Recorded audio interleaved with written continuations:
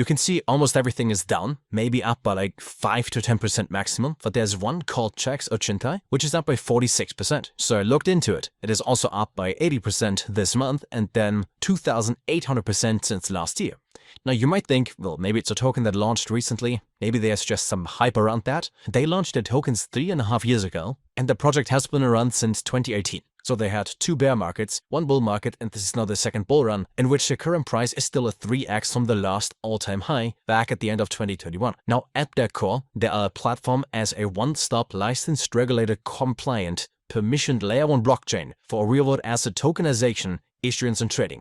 That's a lot of words. What does any of that mean? The man behind BlackRock, the ones that own pretty much everything, says that by 2030, trillions of dollars are going to flood into the tokenization market, says that it's going to be 100 times bigger than Bitcoin, which then gets you thinking, well, if one of the richest guys in the world says, this is probably good, maybe we should look into that as well. Tokenization simply means that you take the ownership rights of something in real life and make it digital. Let's say you own land or a house and you have the title for it, which is mostly just a physical piece of paper and some data in a computer. You could tokenize that, have it start on the blockchain, and then use it, which makes everything we do normally in real life tokenized and crypto-based. Now, in most cases, the upside is it's faster, more secure, more reliable, and you actually own what you own. And just like you can have art or concert tickets, like NFTs, virtually, that can happen for most things. And in most cases, just like the internet 30 years ago, they're like early adopters and a couple companies that work on that. Then nothing happens for a while, though everything gets developed, and then eventually, price goes up. While I personally hold a lot of mantra, after looking more and more into other things in the RWA sector that actually have a use case and have been around for a while, with 2 licenses mentioned there for both issuance as well as trading of tokenized assets, but also securities. They not just comply with all the regulations that are needed, but they also positioned themselves years ago for something that is going to be huge over the next decade.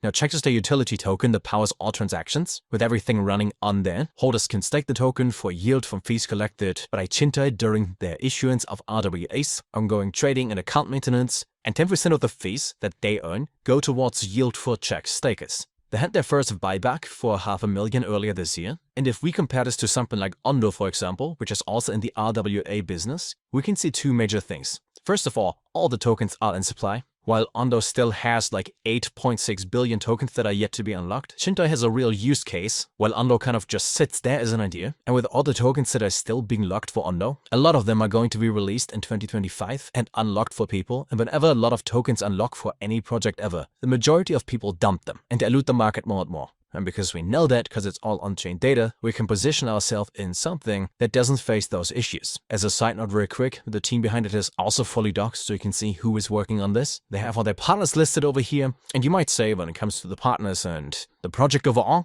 now most of the clients are listed over here. Some of them aren't yet. Feel free to click on all of these one by one. But there are approximately 3 dozen undisclosed clients with signed NDAs in place, including an unnamed $90 billion stealth entity in the UAE, issuing a pilot oil bond valued between 150 and 350 million, with recurring issuances and more behind it. As they've been working and collaborated with some of the world's largest financial institutions over the past 6 years, they've also been transparent with everything that they've been doing and working on, which now over time reflects in the price. What I always like to think when it comes to current price at market cap of something in crypto compared to the quality that they deliver and what it's actually worth, the correlation isn't really there for years and years on end. For example, due to hype earlier in April, the price was at 37 cents. Since then, they had 6 more months of building and the price is lower than before. And with them having several clients that are each looking to do $1 billion plus issuances within the next year, this right now is positioned to be something that probably goes to similar heights market cap wise than Ondo, if not beyond. If we look at things long term, if we simply do nothing at all and just hold it, based on the fundamentals, the team behind it,